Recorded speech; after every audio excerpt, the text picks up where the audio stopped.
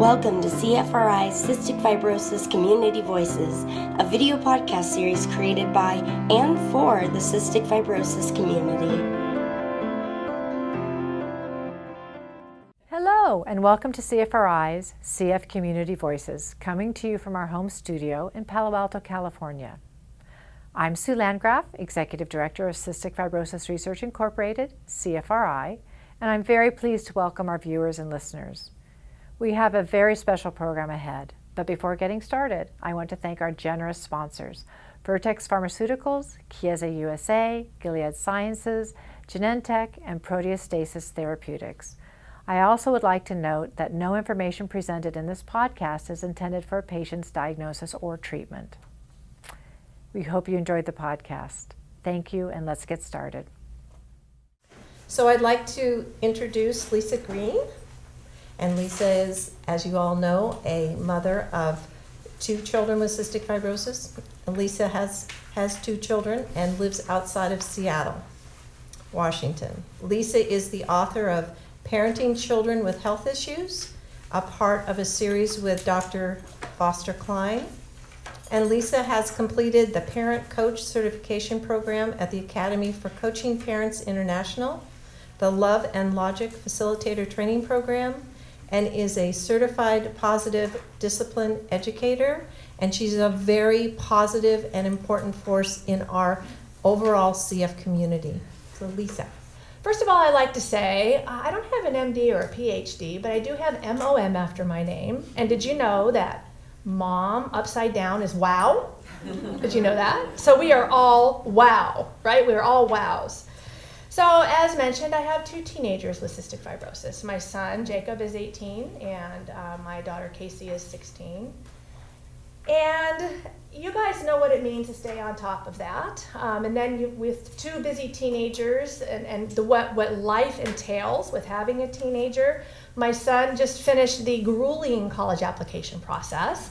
And I'm happy to say, and I'm proud to say, that he's been accepted and will be starting college in the fall at Stanford, just down the road here. And that's so huge. I'm so proud of him, not just for him, but for us.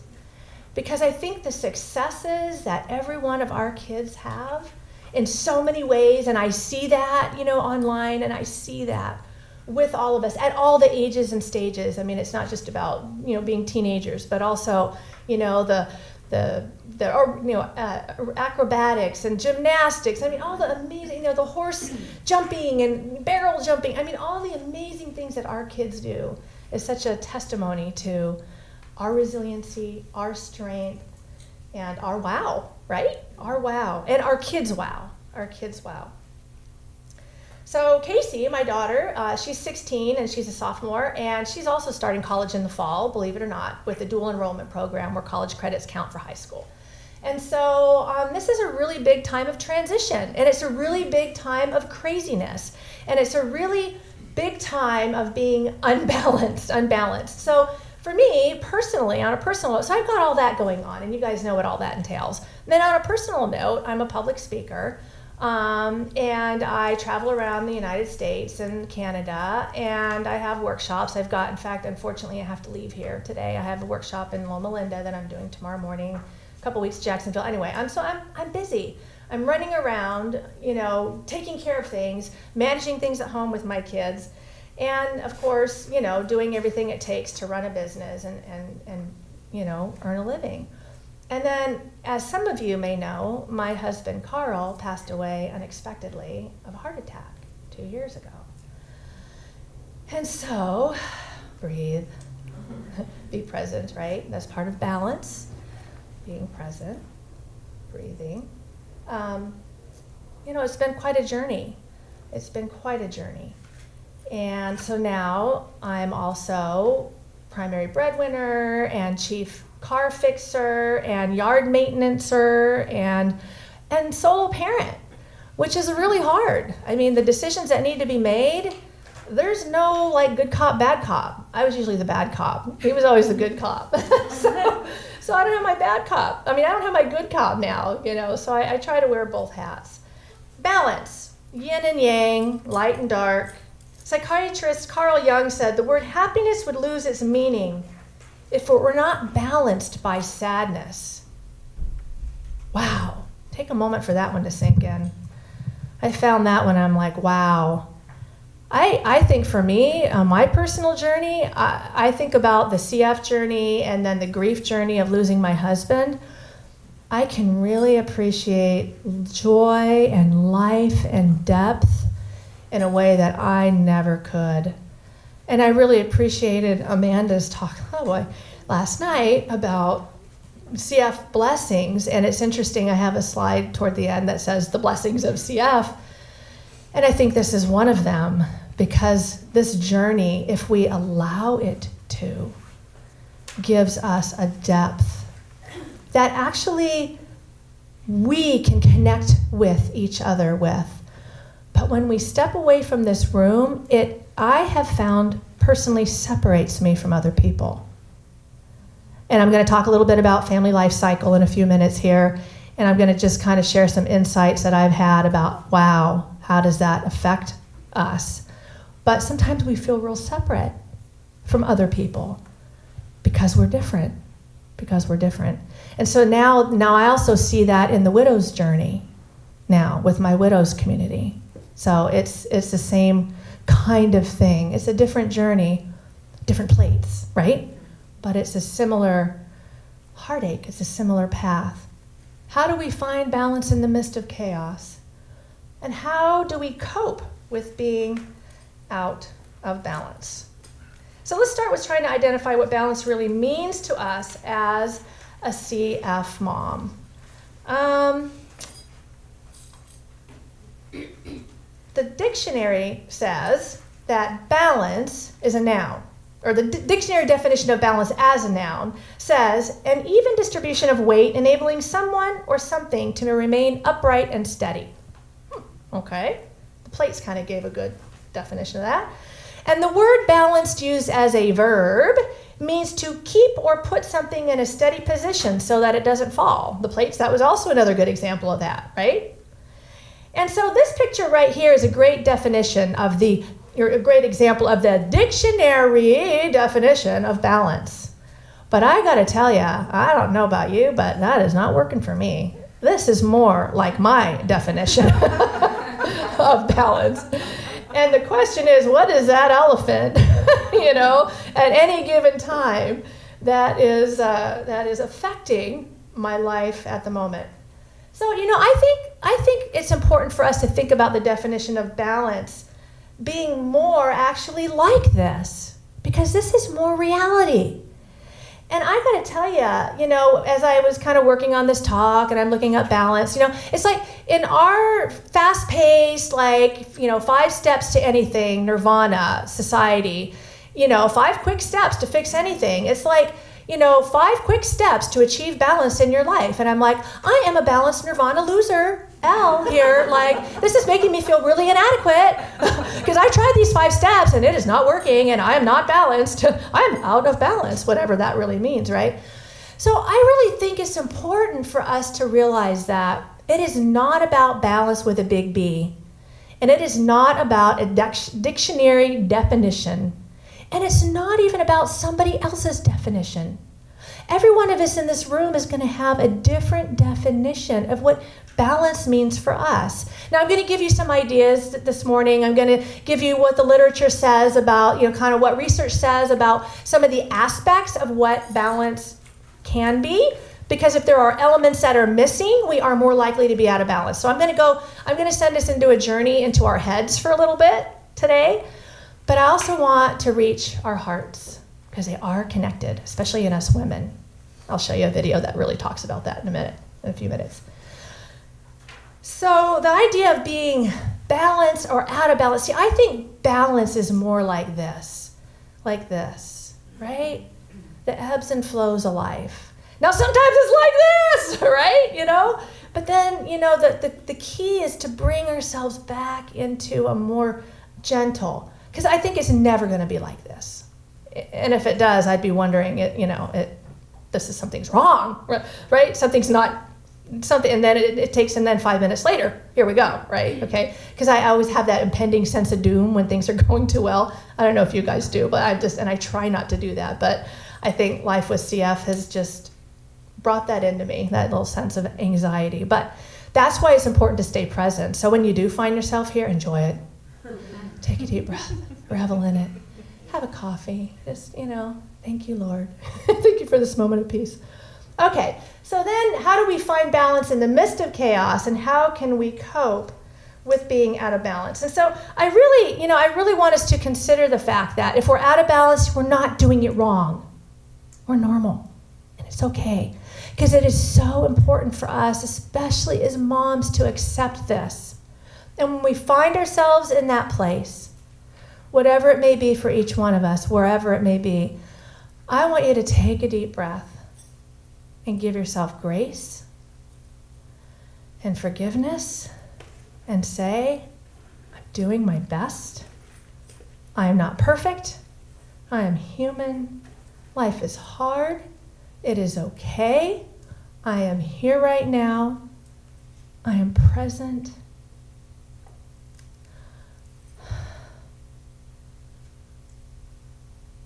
Sit. Just sit and just breathe. But I think we are hardest on ourselves because we have so much at stake.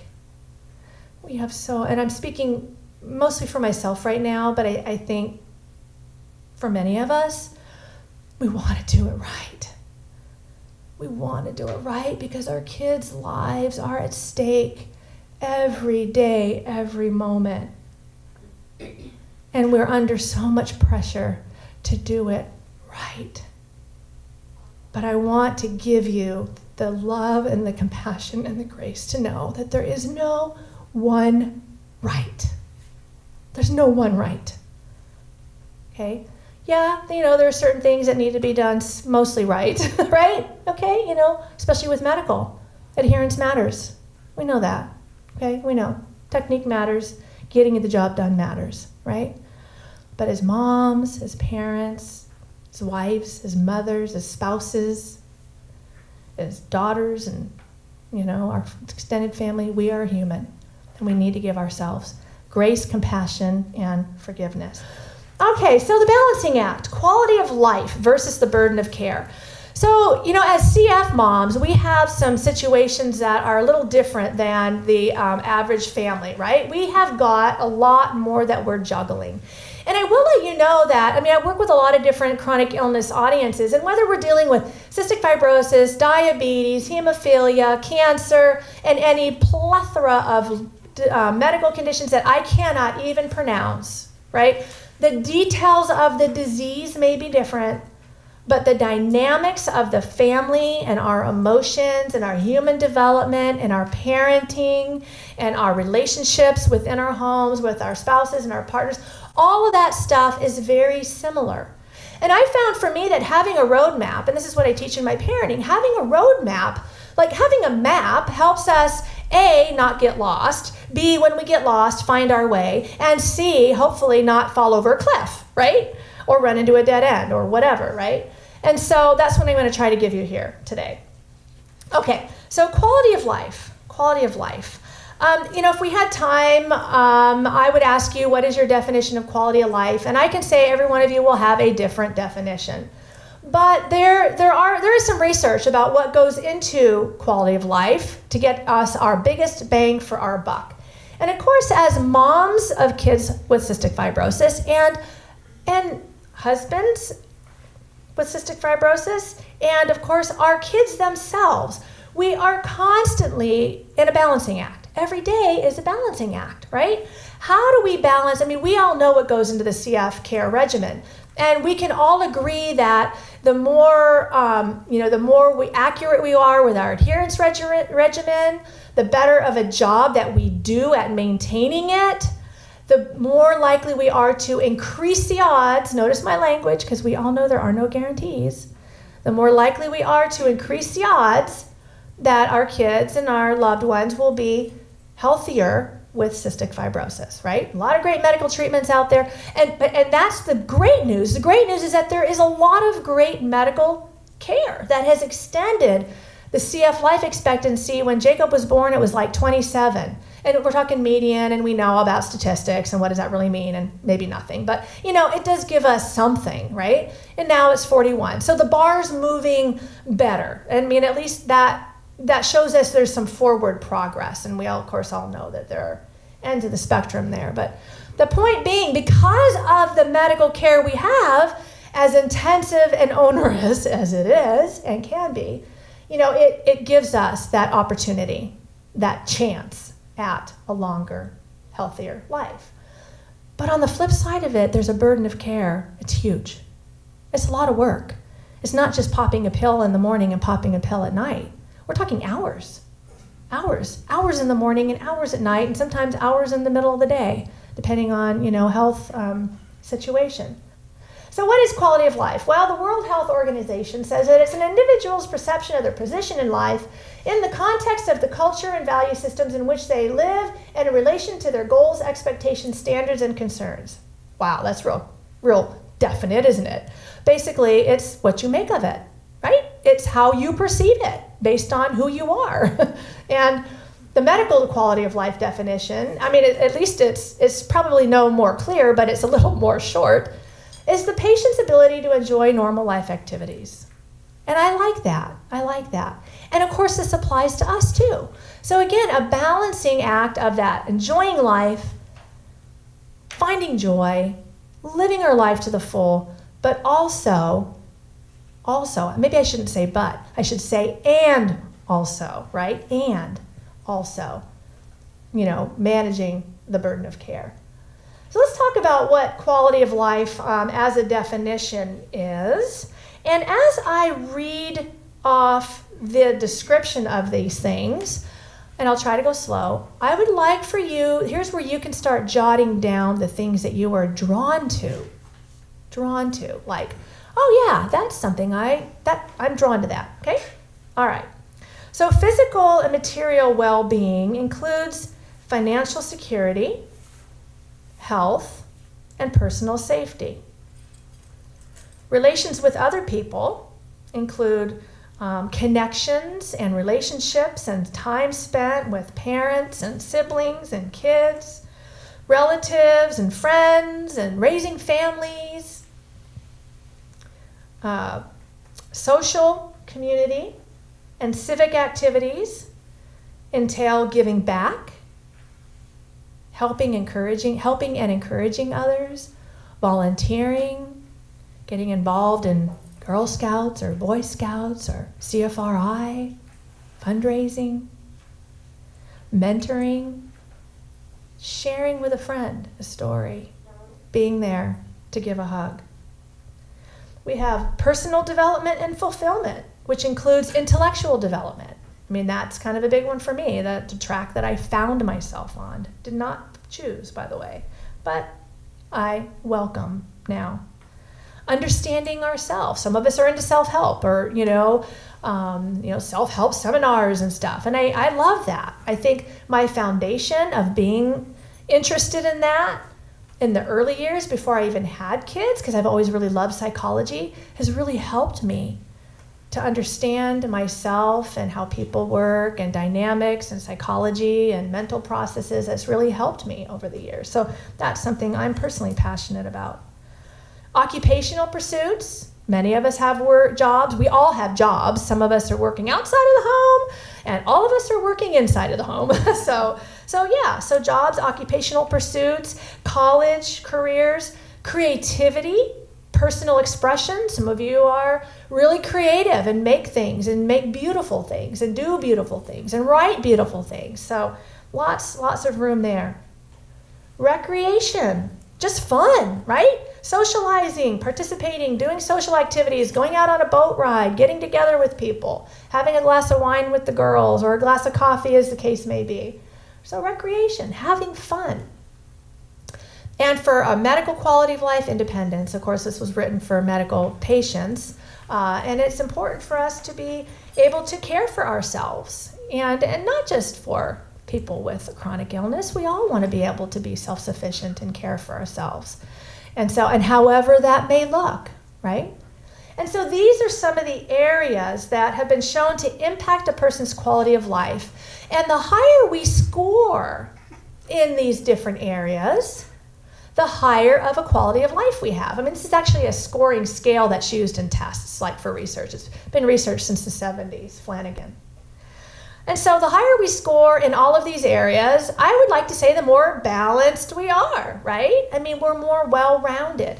And so this is something that we can work on. I mean, coming out of the chute as a young adult, I mean, who has all that, right? I mean, really, it takes time to build this. But at least it gives us an idea of some things to go to, something to shoot for. That's our plan. And I really want to just encourage us as moms, it's really important for us to take the time, and I know we don't have much of it, but to make it a priority to focus on your own personal development, because there's a lot for us, there's a lot going on. But I will tell you from my heart right now that I am so grateful that I did do that. My husband was the primary breadwinner in our family. He did great. He was an accountant, he did fine, well enough for us to be able to live on his income so that I could be home with my kiddos and take care of them. 2 kids with cystic fibrosis, you know what that means. And I feel very blessed that I could be home with them. And I know that not everyone can. But anyway, my point is that I'm so glad that I accidentally did that. Because when my husband passed away 2 years ago unexpectedly, I have something that I can at least do that I can rely on to earn a living. And I really just want to encourage all of you to keep your skills sharp. Just keep them sharp. You don't have to go out there and, get a job or whatever, but think about the things that you do. When you volunteer, when you work for CFRI and volunteer and fundraise or CF Foundation, whatever your passion is, all the things that you do, your advocacy efforts, all the things that you do every day, write down, managing things, organizing things, calling people, those are all skills. Do not lose track of them. Keep them in a folder. Someday you may need them on your resume, and you can put them on your resume. Because I got to tell you, you guys, we are a whole lot more skilled than a lot of people coming out of college, right? We sure have a whole lot more wisdom, I'll tell you that. So that's just my little interjection here. So human resources include skills, ability, intellect, time, and energy. Economic resources include money and wealth, wages and benefits, and of course inheritances if one is so lucky, right? Environmental resources, which include those found in nature, like we have here. The hoot owl that I heard this morning, I was able to just take a little walk out in front of my room, and the beauty of the water tinkling and the flowers. There's so many beautiful flowers and fountains, and so all of those things. The big trees, just amazing.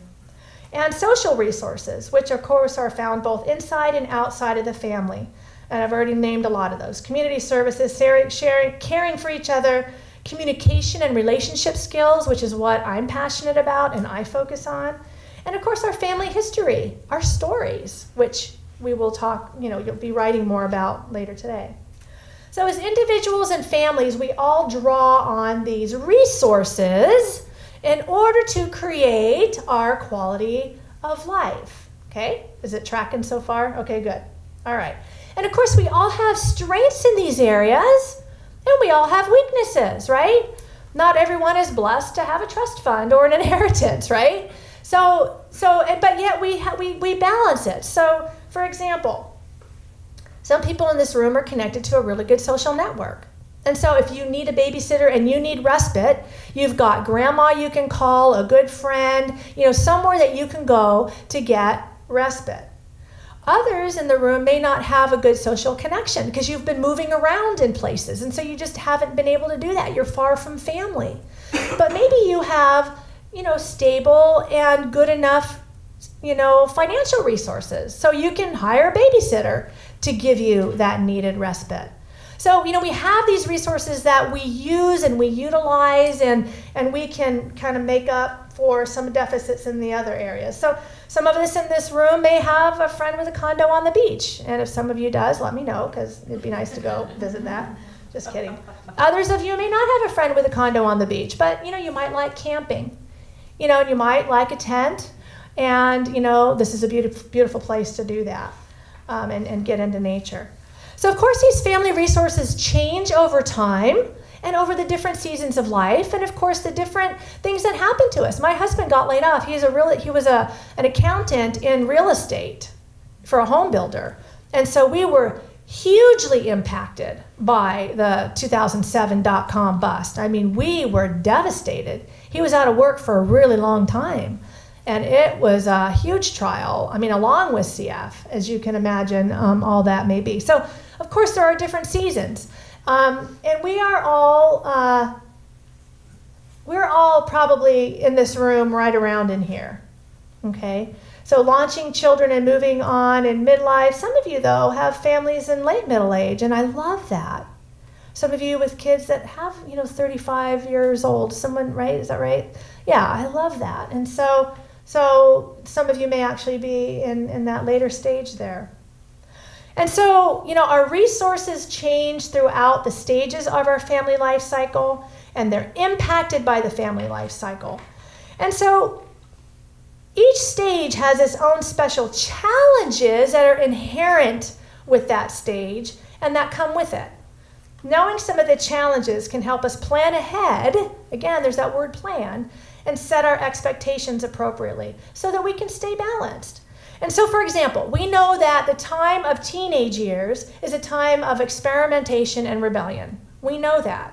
Now, a good child development book will help you understand the developmental tasks of a teenager so that you know that that's not abnormal, that you know that you don't have a bad kid because they're pushing up against parental authority.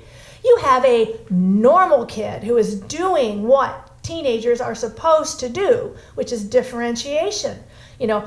Kid says, I want to be an individual. I want to be different. I want to be not mom, not dad. Therefore, ergo, I need to reject mom or dad and everything that they believe and stand for, right? So that I am me, ergo, not mom, not dad, right? And that comes through to us like arguing, resistance, rebellion, you're a bad kid or whatever, however that comes through. And then we can respond from that mental paradigm inaccurate, right? All right, so I'm going to just run through this really quick. So you guys have some handouts in your folders, and this looks kind of complicated, but it's really not.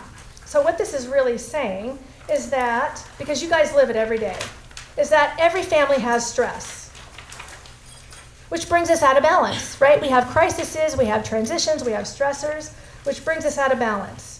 We don't like being out of balance, so we try to rebalance ourselves. And then the process of learning to adapt or rebalance is affected by our resources, right? Which we've talked about. This all makes sense, right? So life is full of stressors, both good and bad. Having a baby is good, buying a new house is good, but change causes stress. And of course, the demands and stressors can pile on and pile up until one day the toilet gets clogged or the handle breaks or our kid gets sick. And here we are, right? Here we are. Our insurance company denies our claim. The list goes on. And it's the straw that broke the camel's back. And we're having a hard time coping. And we're angry. And we're sad.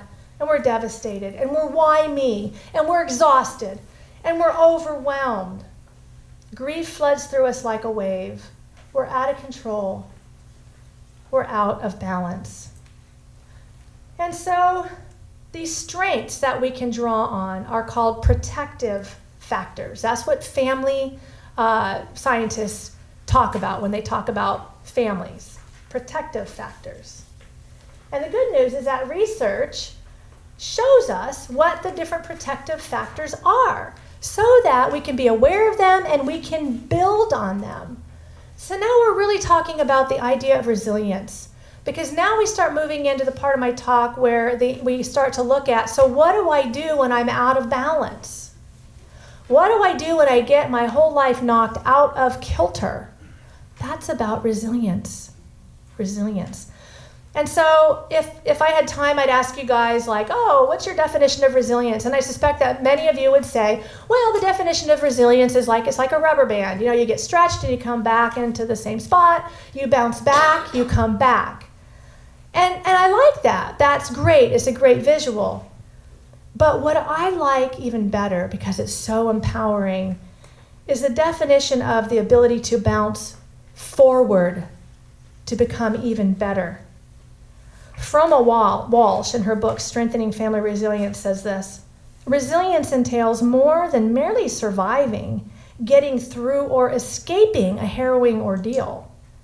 Survivors are not necessarily resilient. Some become trapped in a position as victims, nursing their wounds and blocked from growth by anger and blame. In contrast, the qualities of resilience enable people to heal from painful wounds, take charge of their lives, and go on to live fully and to love well. That is the definition of resilience. And that is what every one of us in this room are striving for. That's what we're striving for. So this is such an important point that I want us to make as moms of kids with CF. And this is where I think we get really hung up, is in our grief. Our journey, our grief journey. Of course, we've all had the newly diagnosed experience, and we've got, the grief journey that goes up and down and never ending. But there's different models for grief. And I love the quote, "Grief is the price we pay for love." And of course, we've all have heard of the Elizabeth Kubler-Ross model where, you kind of go through these stages, but it's crazy. It's up and down and it's not linear. But I'll tell you, this model is still effective. I mean, it's still meaningful because I went through this process with my husband. And when we learn about these grief models, it has helped me understand that I'm not crazy. I'm normal. So this is the grief experience. It's not a stage. It's not next. It's all over the place. So the different models for grief, a quick one, anticipatory grief. I think we live in this a lot. We hear about someone with CF who gets sick or is getting a transplant or perhaps passes away. We're anticipating the grief of our children, the death of our children at any given time. And it brings us right back there, and it touches that live wire, that hot wire, that live wire, and brings it right back to the moment we heard those words. I'm sorry your child has cystic fibrosis. It brings us right there and brings it right back to the surface. And this is normal. This is normal. Chronic sorrow, the continual cycling in and out, Pseudomonas, the first hospitalization, all these different stages that we go through, a bad PFT, not going back to baseline. I mean, all these things cycling through, up and down, up and down. This is normal. There's nothing wrong with you. This is normal. And of course, the search for meaning, which is something that you guys are going to be, and I'll be working a little bit because I have to jet out of here to go to Loma Linda today. But the search for meaning is an important piece of this idea of grief and how we work through it and find meaning in our story. Viktor Frankl is one of my very favorite writers, and he's up there with Sigmund Freud and Alfred Adler. And his experience with people in the concentration camp as a psychiatrist and a person living in the camp as a prisoner talked about meaning. And he was trying to figure out, why is it that some people do but survive the concentration camp experience and others don't? And he realized that 3 things, really, is that faith was a big piece of it. Love, the love for his wife kept him going, having meaningful work, and the ability to make meaning of the suffering, to create a paradigm, a meaning of the suffering. And that is what helped those people survive and not become victims of their experience, but be resilient and to be survivors. So as we've talked about, CF adds unexpected blessings. We live life to the full, we take the moments, we stay present. We appreciate the good times and we take advantage of a sunny day like Amanda shared with us. We grow in faith and compassion, and we know that we can make a difference with our many, many gifts. My kids are resilient. They speak with me. They've found meaning as well in their CF experience in giving back and helping others and touching other lives. Of course, our lives are filled with many other things than the CF journey. Lots of great experiences. That picture right here was one in Alaska, the last trip we took as a family together. Had no idea. We had no idea that would be our last trip together. And I'm grateful we had it. I'm grateful that we did it. It's so easy not to. It's so easy to put these things off. And none of us knows. My husband and I always felt, we kind of, not that we liked the idea, but we sort of, I guess, accepted it, that we would outlive our kids. That we would, unnatural order, we would outlive our kids. Not true. Not true. We don't know. We don't know. And I do know that my husband is in heaven waiting for them, or me, as the case may be, whoever gets there first. And that gives me hope.